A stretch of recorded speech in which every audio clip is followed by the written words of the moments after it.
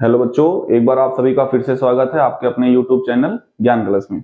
बच्चों, जैसा कि आपको पता है हम लोग सीयूईटी की प्रिपरेशन कर रहे हैं और मैथमेटिक्स की क्लासेस में यहाँ पर आपको पढ़ा रहा हूँ।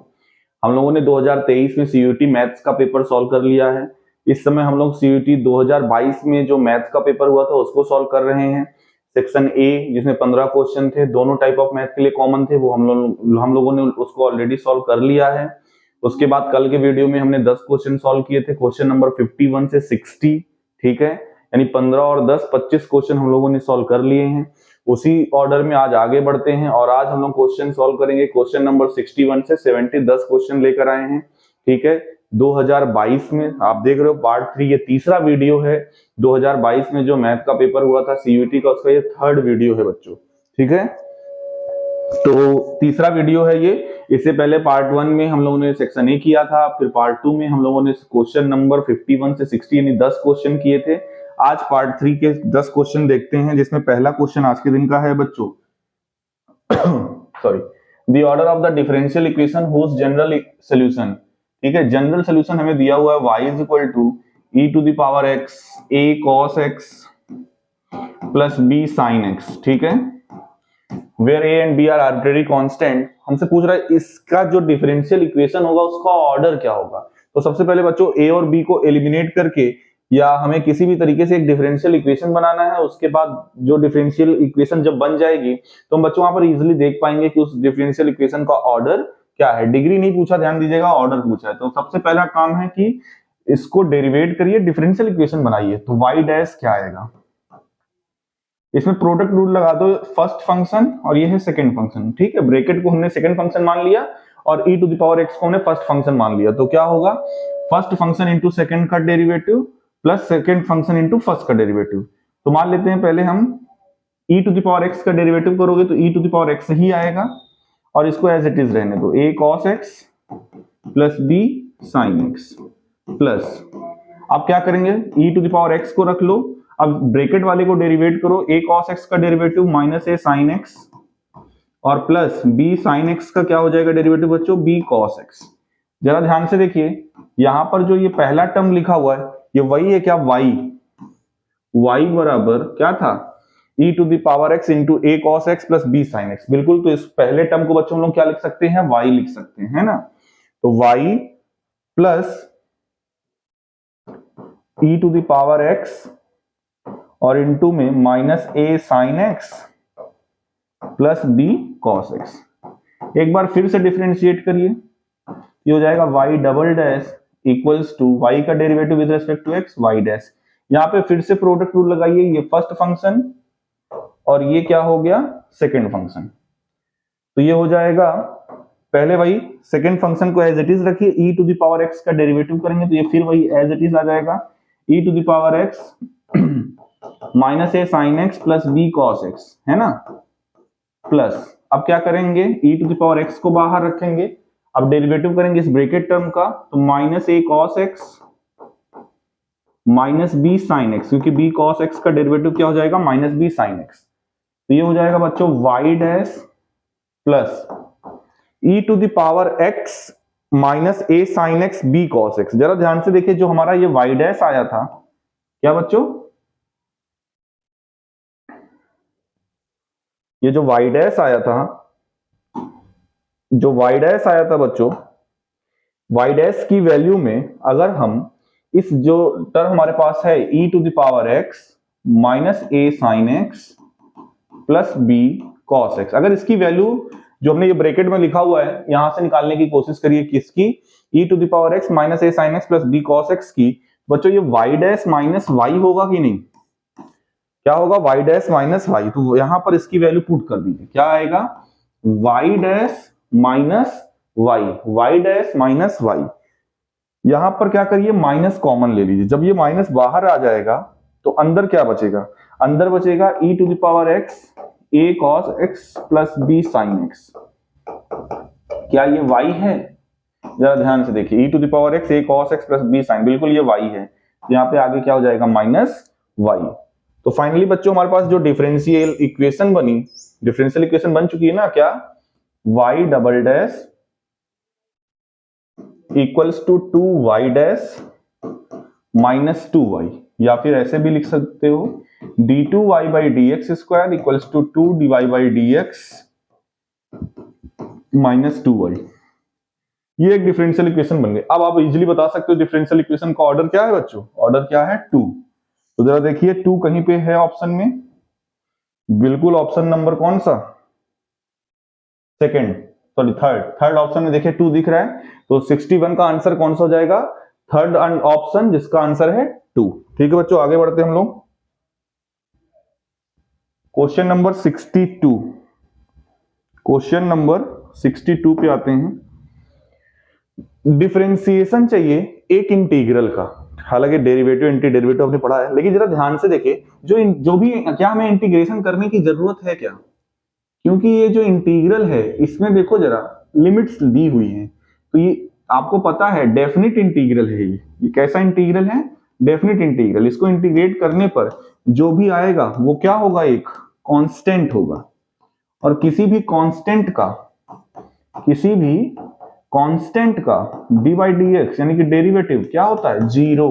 तो बिल्कुल इसका तुरंत आंसर आप लगा देंगे option number 4, zero is the correct answer. ठीक है, नेक्स्ट क्वेश्चन देखिए, क्वेश्चन नंबर 63, इंटीग्रल का क्वेश्चन है। tan x को पहले अंदर भेजिए, तो sec x into tan x minus tan square x। तो ये देखो sec x into tan x, ये सीधा सीधा sec x का इंटीग्रल होगा, क्योंकि sec x का derivative sec x into tan x होता है। तो ये हो जाएगा sec x। अब देखो sec x देखो सभी चारों ऑप्शन में, तो तुरंत यहां से तो आइडिया नहीं मिलेगा कि कौन सा ऑप्शन लगा दें। हालांकि बीच बीच में आपको मैं इसलिए बता रहा हूं कि देखते रहना चाहिए, हो सकता है पहले टर्म में ऐसा टर्म मिल जाए जो यहाँ पे ऑलरेडी एक ही ऑप्शन में हो, तो आगे आपको सॉल्व करने की जरूरत नहीं पड़ेगी। tan स्क्वायर एक्स को बच्चों हम लोग क्या लिख सकते हैं, sec स्क्वायर एक्स माइनस 1। ठीक, ये हो जाएगा sec x minus sec square x dx और प्लस का 1 dx। ठीक, तो sec x minus sec square x का इंटीग्रल tan x प्लस 1 का इंटीग्रल x और प्लस इंटीग्रल कांस्टेंट c। बच्चों देखो कहीं मैच कर रहा है, sec x minus tan x plus c, sec x minus tan x plus c, sec x minus tan x plus c। यहाँ पे माइनस c लिखा हुआ है, खैर इससे दिक्कत नहीं है, फिलहाल आपका ये ऑप्शन बच्चों पहला वाला ही करेक्ट होगा। sec x minus tan x plus x, ये माइनस c लिखा हुआ है, यहाँ पे प्लस c होना चाहिए। ठीक है, तो इसका आंसर कौन सा सही होगा, फर्स्ट वाला। और तो कहीं मिल नहीं रहा है ना, लास्ट वाले में sec x minus tan x है लेकिन x नहीं है, तो इस वजह से इसका कौन सा ऑप्शन सही होगा, फर्स्ट वाला ऑप्शन बच्चों इसका क्या हो जाएगा, करेक्ट हो जाएगा। आगे बढ़ते हैं नेक्स्ट क्वेश्चन की ओर।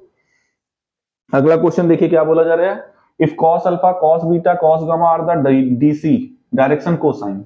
अगर cos alpha cos beta cos gamma direction cosine है, तो cos square alpha plus cos square beta plus cos square gamma की वैल्यू क्या होगी, 1 होगी। ठीक है, हमसे बोला क्या जा रहा है, देन ऑफ वेक्टर है, then find the value of cos 2 alpha plus cos 2 beta plus cos 2 gamma. अच्छा ये प्लस ऊपर लिखा हुआ है, ये कुछ ऐसा है बच्चों, cos 2 alpha plus cos 2 beta plus cos 2 gamma की हमें वैल्यू चाहिए। लगाइए formula, 2 cos square alpha minus 1 plus 2 cos square beta minus 1 plus 2 cos square gamma minus 1, है ना। यहां पर देखिए 2 कॉमन ले लीजिए, तो cos स्क्वायर अल्फा केवल cos स्क्वायर बीटा, जहां जहां cos लगा उसमें 2 कॉमन ले रहे हैं, cos स्क्वायर गामा माइनस 1 3 बार है तो माइनस 3 हो जाएगा। cos square alpha plus cos square beta plus cos square gamma की वैल्यू 1 होती है, तो ये हो जाएगा 2 इंटू 1 यानी कि 2 minus 3 that is equals to minus 1। Option number 4 minus 1 है, ये बच्चों आपका करेक्ट आंसर हो जाएगा। आई होप आपको समझ में आ रहा होगा, और आप देख रहे हैं इसमें ज्यादा समय भी नहीं लग रहा है, तो स्मार्टनेस के साथ करोगे तो समय भी ज्यादा नहीं लगेगा। यहाँ पर सीधा सीधा देखिए, ये शायद 2023 में भी ये क्वेश्चन शायद आया था, J क्रॉस के क्या होता है, I। ठीक है, उसके बाद क्या लिखा हुआ है, I क्रॉस के, है ना, क्या लिखा हुआ है, जैसे इधर इसको ऐसे बना लो, I J के, तो I और क्रॉस के लोगे तो ये क्या आएगा, वैसे ये आई क्रॉस जे लोगे तो के आएगा, यहां पर ये तो के आएगा ना। अच्छा आई डॉट आई ये 1 हो गया, के डॉट के ये 1 हो गया, 1 + 1 2 हो गया। अब जो बच रहा है आई क्रॉस के बच रहा है, आई क्रॉस के। बच्चों आई क्रॉस के क्या आएगा,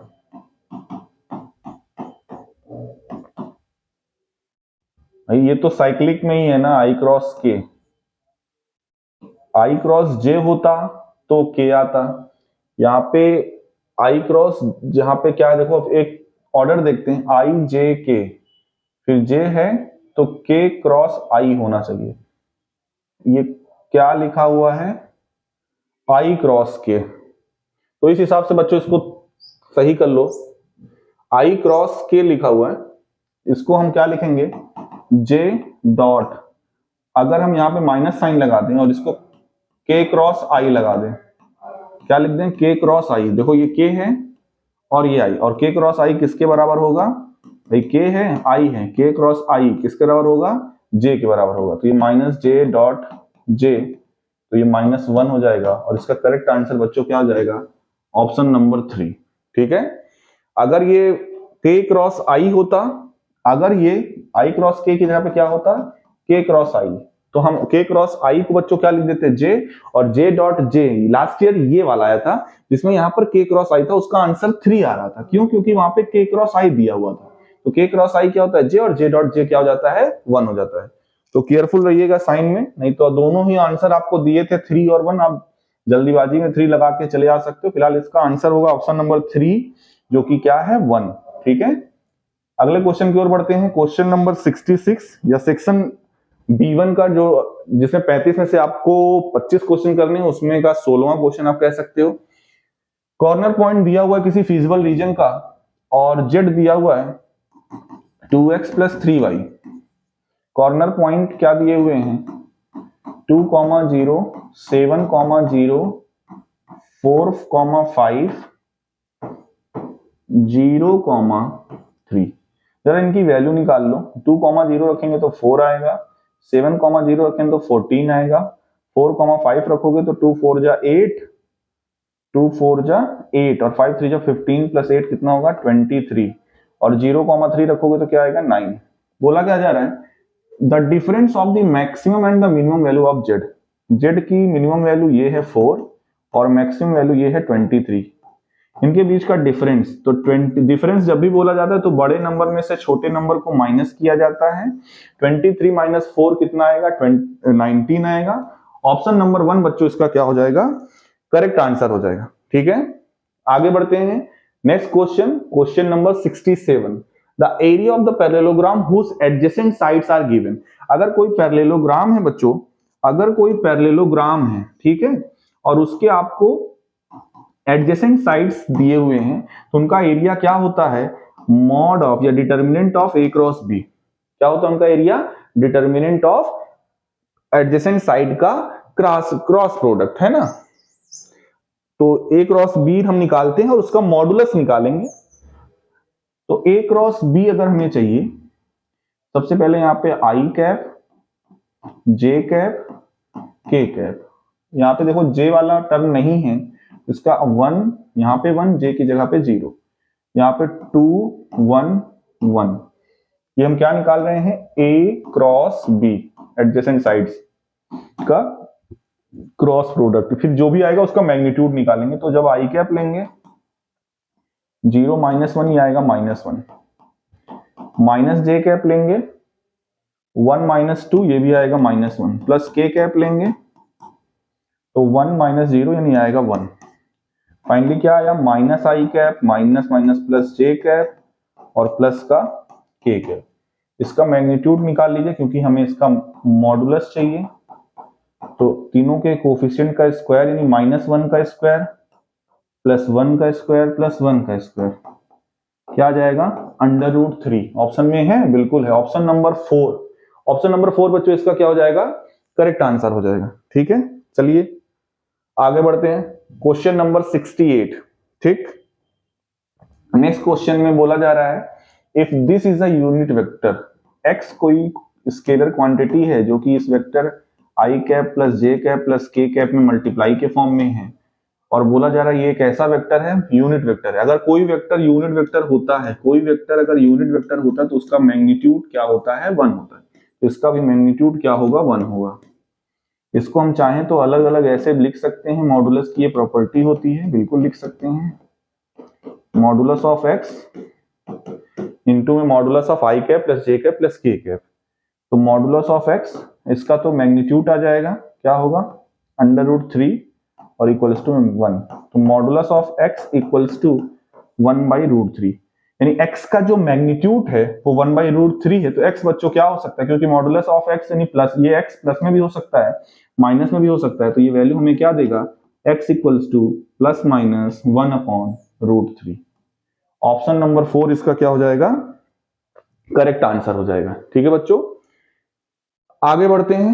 क्वेश्चन नंबर 69 बोला जा रहा है the point of intersection of the line and the plane. ये आपका बच्चों डिलीटेड टॉपिक, मैं बार बार कहता हूं जब भी डिलीटेड टॉपिक आए, क्या, जब भी आपको डिलीटेड टॉपिक मिले, डिलीटेड टॉपिक का क्वेश्चन मिले, थोड़ा सा सहम जाओ, ठहर जाओ, अच्छे से समझो उस क्वेश्चन को, फॉर्मूला नोट करो, देखो उस क्वेश्चन को कैसे सॉल्व करते हैं। यही क्वेश्चंस आपको सिरदर्दी दे सकते हैं एग्जाम के दौरान। तो ये लाइन और प्लेन का इंटरसेक्शन की बात हो रही है, क्या बोला जा रहा है, पॉइंट चाहिए। कैसे, एक कोई प्लेन है और एक कोई लाइन है, वो लाइन परपेंडिकुलर है नहीं है उससे मतलब नहीं है, लाइन उस प्लेन से पास, ये लाइन, ये ऐसा पॉइंट है जो लाइन, एक प्लेन है और एक कोई लाइन है जो इस पे टच कर रही है। तो ये कॉमन पॉइंट हो गया P, हमें इसी P का कोऑर्डिनेट चाहिए। लाइन का इक्वेशन दिया हुआ है आपको, है ना, लाइन का इक्वेशन आपको दिया हुआ है, और आपसे बोला जा रहा है the point of intersection between the line and the plane. फिलहाल ये दोनों लाइन्स ही हैं, आगे वाला क्वेश्चन मेरे ख्याल से लाइन और प्लेन का है। यस, आगे वाला क्वेश्चन बच्चों लाइन और प्लेन का है। फिलहाल ये वाला क्वेश्चन केवल लाइन का ही है, मतलब दो लाइन्स हैं, दो लाइन्स हैं, तो उनका हमें इंटरसेक्शन पॉइंट चाहिए। तो कुछ नहीं करना आपको, पहली लाइन क्या दी हुई है, x minus 1/2 equals to y minus 2/3 equals to z minus 3/4। यहां से करिए क्या, इसको आप मान लीजिए this is equals to k। एक बार इस तरह का क्वेश्चन कराए हैं ना, यहां से मैं x y z की वैल्यू निकालना चाहता हूं, तो ये क्या आएगी, देखो 2k + 1। सर जी ये कैसे आ गया, जब आप पहले और क्वांटिटी को k के इक्वल करोगे तो x की वैल्यू वहां से निकालो, तो यही आएगा ना 2k + 1। इसी तरह से जब दूसरी क्वांटिटी को इक्वल करोगे k के, तो 3k + 2 आएगा, और लास्ट वाला आएगा 4k + 3। अब बच्चों लाइन इंटरसेक्टिंग है, तो ये जो पॉइंट हुआ इसी को हम, यही वाला पॉइंट हम P मान रहे हैं, हमारा रिक्वायर्ड पॉइंट यही है P। ये दूसरी वाली लाइन को भी तो सेटिस्फाई करेगा, लाई करेगा, बिल्कुल करेगा। तो इसको क्या करिए आप, दूसरी लाइन में सब्स्टिट्यूट करिए, जैसे लिखा हुआ है दूसरी लाइन में ना x - 4, तो क्या लिखिए 2k + 1 - 4, और अपॉन में क्या है 5 इक्वल्स टू y - 1, तो 3k + 2 -1 और अपॉन में 2 और इक्वल्स टू z का मतलब 4k + 3। हमारा काम क्या है बच्चों, ये जो इक्वल टू में लगा हुआ है इसी को हमें एक एक करके इक्वल करके, किसी भी एक को इक्वल कर लो, k की वैल्यू निकालना। जैसे k की वैल्यू आएगी हम यहां पर रख देंगे, हमारा आंसर आ जाएगा। पहले वाले को ही चाहे इक्वल कर लो, पहले और तीसरे को, चाहे दूसरे और तीसरे को। फिलहाल हो जाएगा 2k 1 - 4 कितना होता है 3 अपॉन में 5 और इक्वल्स टू में क्या है 4k + 3। क्रॉस मल्टीप्लाई करिए, 2k - 3 इक्वल्स टू 20k + 15। तो 15 इधर जाएगा तो -18, 2k इधर आएगा तो 18k। यहां से बच्चों k की वैल्यू क्या आ गई, यहां से k की वैल्यू देख लेते हैं क्या आ गई, this will implies that k equals to -1। अब इस k की वैल्यू को इस पॉइंट पे जो हमने माना था स्टार्टिंग में x y z p के फॉर्म में माना था, यहाँ पे k की वैल्यू को पुट कर दीजिए।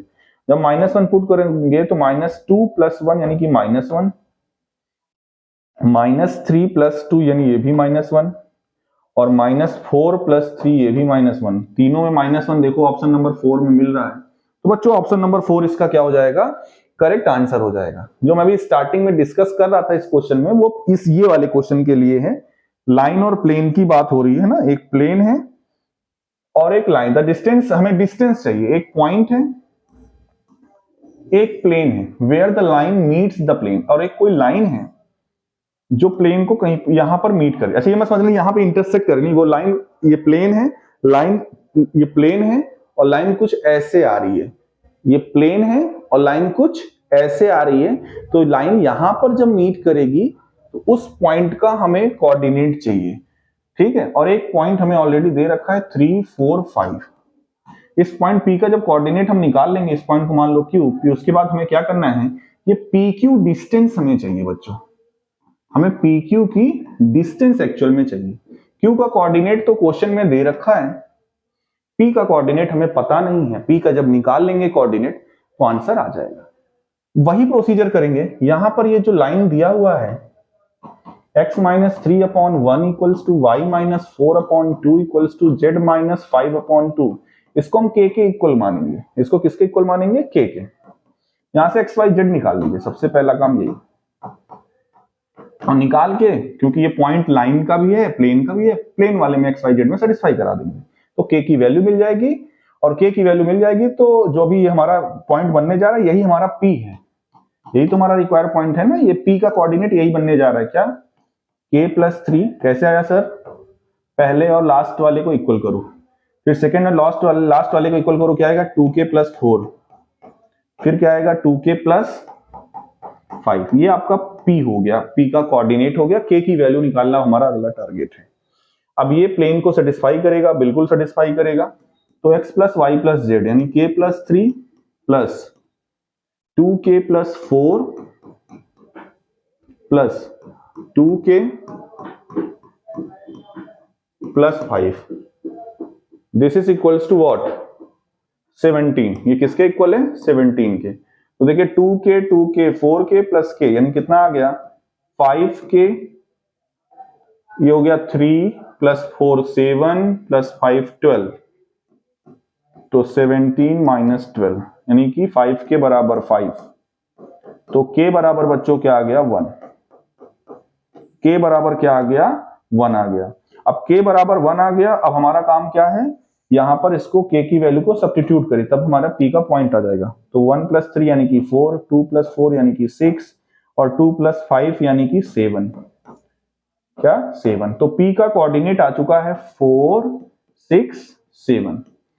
अब हमारा काम क्या है, मैंने बताया था हमें चाहिए PQ की डिस्टेंस। हमें क्या चाहिए, PQ की डिस्टेंस। तो डिस्टेंस फॉर्मूला 3D में क्लास 11th में आपने पढ़ा होगा। इस डिस्टेंस को हमें मेजर करना है, फॉर्मूला वही √x1 - x2 का होल स्क्वायर + y1 - y2 का होल स्क्वायर + z1 - z2 का होल स्क्वायर। तो 4 - 3 करेंगे 1 आएगा, 1 का स्क्वायर 1। 6 - 4 करेंगे 2 आएगा, 2 का स्क्वायर 4। 7 - 5 करेंगे 2 आएगा, 2 का स्क्वायर 4। 4 + 4 + 1 यानी कि √9, और √9 का मतलब क्या हुआ 3। डिस्टेंस 3 कहीं आ रही है, बिल्कुल। ये क्वेश्चन ऑप्शन नंबर फर्स्ट आप देख रहे हो जिसका आंसर क्या है 3 है। तो बच्चों ये थे 10 क्वेश्चन।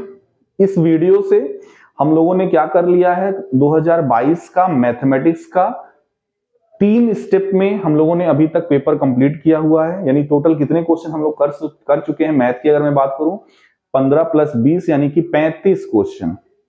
15 ए सेक्शन का, 10 कल 10 आज यानी कि 20 और 15 35 क्वेश्चन अभी हम लोग कर चुके हैं, है ना।